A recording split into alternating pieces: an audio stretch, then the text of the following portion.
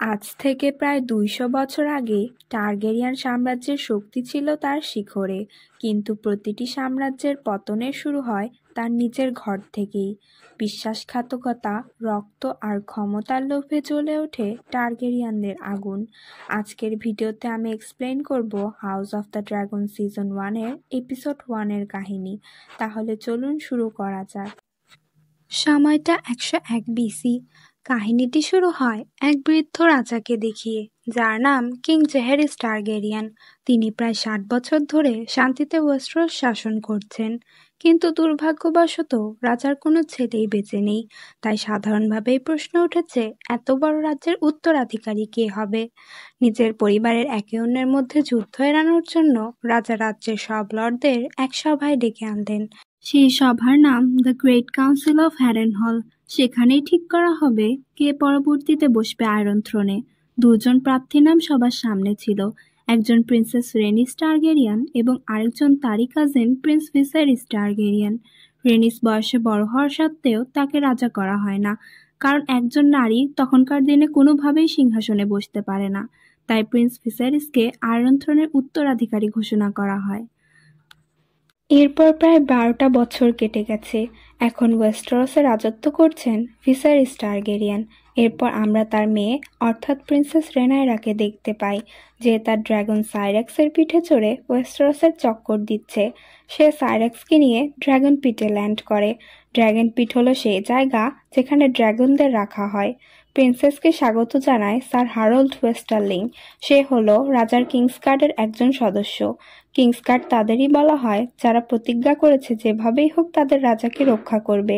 এখানে আমরা রেনাইরার ফ্রেন্ড অ্যালিসেন্ট হাইটাওয়ারকেও দেখতে পাই। এরপর তারা রেড কিপে পৌঁছালে রানী এমা অ্যারিনের সাথে আমাদের সাক্ষাৎ হয়। সে ছিল প্রেগনেন্ট। রানী আবার রেনাইরার ড্রাগন নিয়ে ঘোরাঘুরি একদমই পছন্দ করেন না। এরপর সিন শিফট হয় ভিসেরিস টারগেরিয়ান এবং বিভিন্ন রাজ্যের লর্ডদের নিয়ে একটি সভায়। সে সভার নাম দ্য স্মল কাউন্সিল। সেখানে আমরা লর্ড কর্লিস ভ্যালেরিয়ানকে দেখতে পাই। তার স্ত্রী হলো গল্পের শুরুতে দেখানো রেনিস টারগেরিয়ান। কর্লিসকে বলা হয় রাজার master of the ships. Master of the ships তাকেই বলা হয় যে রাজ্যের সব জাহাজের দেখাশোনা করে। কর্লিস রাজাকে বলে ওয়েস্টেরসের বাহিরেও যে ফ্রি সিটিসগুলো রয়েছে তারা জোট বেঁধে নিজেদের ট্রায়ার্কি নামে পরিচয় দিচ্ছে এবং তারা স্টেপস্টোনস নামক একটি আইল্যান্ড দখল করার চেষ্টা করছে। স্টেপস্টোনস হলো এমন একটি জায়গা যেখান দিয়ে মূলত বাণিজ্যিক জাহাজগুলো যাতায়াত করে। এই ট্রায়ার্কির লিডার হলো ক্রেঘাস ট্রেহার, যে নিজেকে ক্র্যাফ ফিডার নামেও পরিচয় দেয়। কিন্তু রাজা এবং রাজার hand of the king Otto Hightower এই বিষয়কে পাত্তা দেয় না।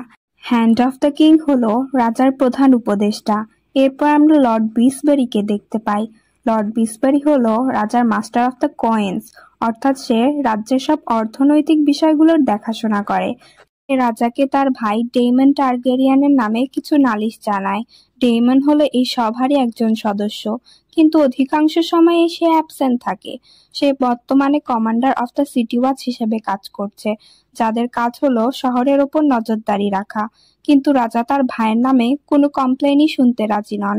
তিনি প্রসঙ্গ পাল্টিয়ে তার অনাগত সন্তানের জন্য একটা টুর্নামেন্টের আয়োজন করতে চান, যাকে তিনি বলেন হেয়ার্স টুর্নামেন্ট। রাজা মনে প্রাণে বিশ্বাস করেন রানী একটা ছেলেরই জন্ম দিবে। সেখানে গ্র্যান্ড মিস্টার মেলোস বলে, রাজা কেমনে জানলো রানী একটা পুত্র সন্তানের জন্ম দেবে? রানী তো একটা মেয়েরও জন্ম দিতে পারে। এরপর থ্রোন রুমে রেনাইরা তার আঙ্কেল ডেইমনের সাথে সাক্ষাৎ করে।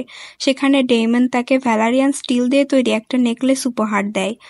ডেইমনের তলোয়ারও আবার ভ্যালেরিয়ান স্টিল দিয়েই তৈরি, যাকে বলা হয় দ্য ডার্ক সিস্টার। তারপর সিন শিফট হলে ভিসেরিসকে দেখা যায়, যার পিঠে আয়রন থ্রোনের খোঁচা খেয়ে একটা ইনফেকশন হয়েছে। সেটারই চিকিৎসা চলছিল। এরপর ভিসেরিস তার স্ত্রী অর্থাৎ এমা অ্যারিনের কাছে গেলে এমা জানায় এটাই তার লাস্ট প্রেগনেন্সি। এরপর সে আর কোনো সন্তান জন্ম দিতে পারবে না, কারণ এর আগেও তার 5বার মিসক্যারেজ হয়েছে। সেই দিন রাতে ডেইমন তার সিটি ওয়াচের সৈনিকদের নিয়ে পুরো শহরে রেইড দেয় এবং সকল খারাপ লোকদের জনসাধারণের সামনেই নৃশংসভাবে হত্যা করে।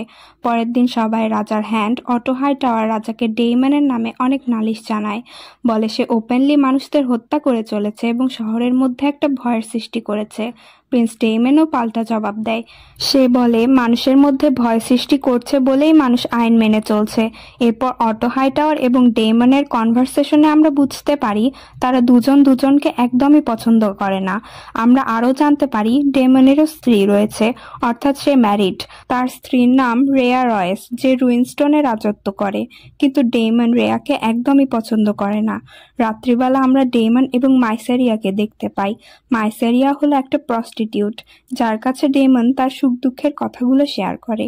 পরের দিন রাজার অনাগত সন্তানের জন্য যে টুর্নামেন্টের আয়োজনের কথা ছিল সেটি শুরু হয়, কারণ রাজা একজন নিশ্চিত ছিলেন রানী একটা পুত্র সন্তানেরই জন্ম দেবে।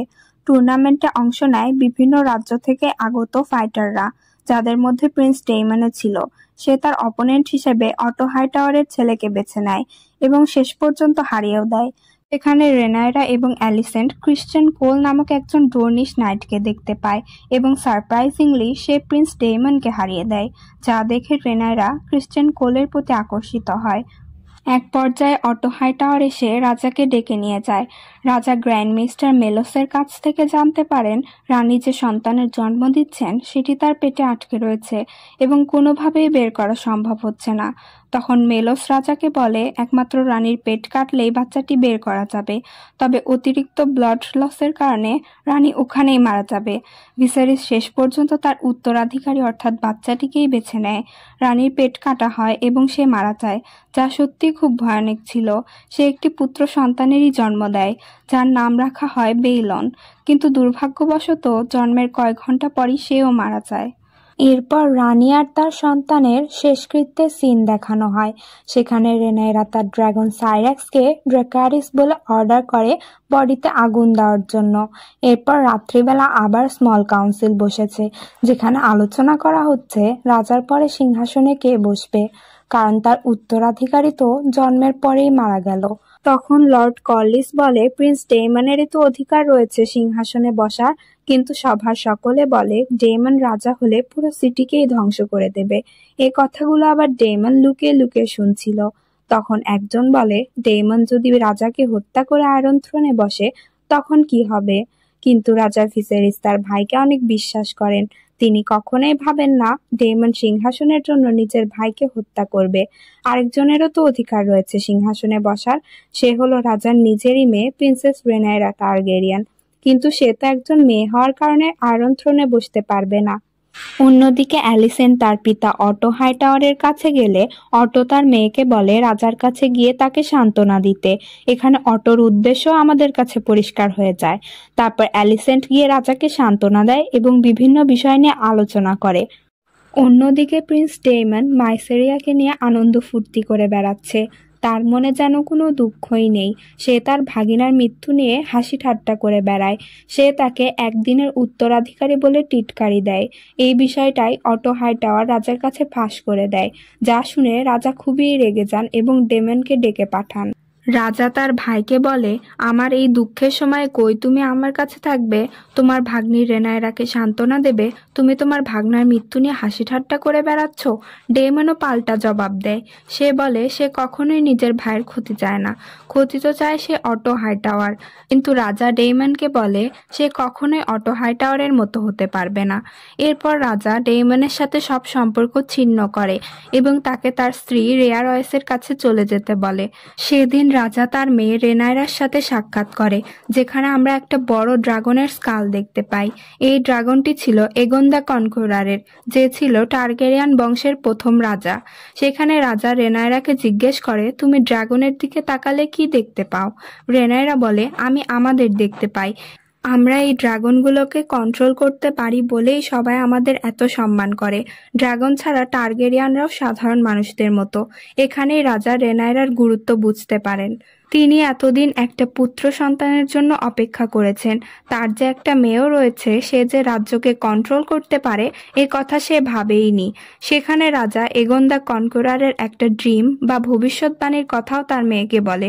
সেখানে বলা হয় নর্থ থেকে একটা শীত ওয়েস্টারসের দিকে ধেয়ে আসবে এবং সবকিছুকে ধ্বংস করে ফেলবে। সেই সময় একজন টারগেরিয়ানকেই সিংহাসনে থাকতে হবে। এই ভবিষ্যৎবাণীকে the song of ice and ফায়ারও বলা হয়, যা এগন আগমনের সময় থেকেই রাজা থেকে উত্তরাধিকারীর মধ্যে পাস হয়ে আসছে। এর পরের সিনে দেখা যায় প্রিন্স ডেমন তার নিজস্ব ড্রাগন কারাক্সিসের পিঠে চড়ে মাইসেরিয়াকে নিয়ে উড়াল দেয়, আর রাজা ভিসেরিস সব লর্ডদের সামনে ঘোষণা করে দেন প্রিন্সেস রেনাইরাই হবে আয়রন থ্রোনের উত্তরাধিকারী। এই ঘোষণার মধ্যে দিয়ে শেষ হয় এপিসোড 1-এর কাহিনী। পরের এপিসোডে এমন কিছু ঘটবে যা বদলে দেবে পুরো রাজবংশের খেলাকেই। ভিডিওটি যদি আপনার ভালো লেগে থাকে তাহলে একটি লাইক দিন এবং সাবস্ক্রাইব করে বেল আইকনটি প্রেস করুন। এতক্ষণ ধরে ধৈর্য ধরে ভিডিওটি দেখার জন্য আপনাকে ধন্যবাদ।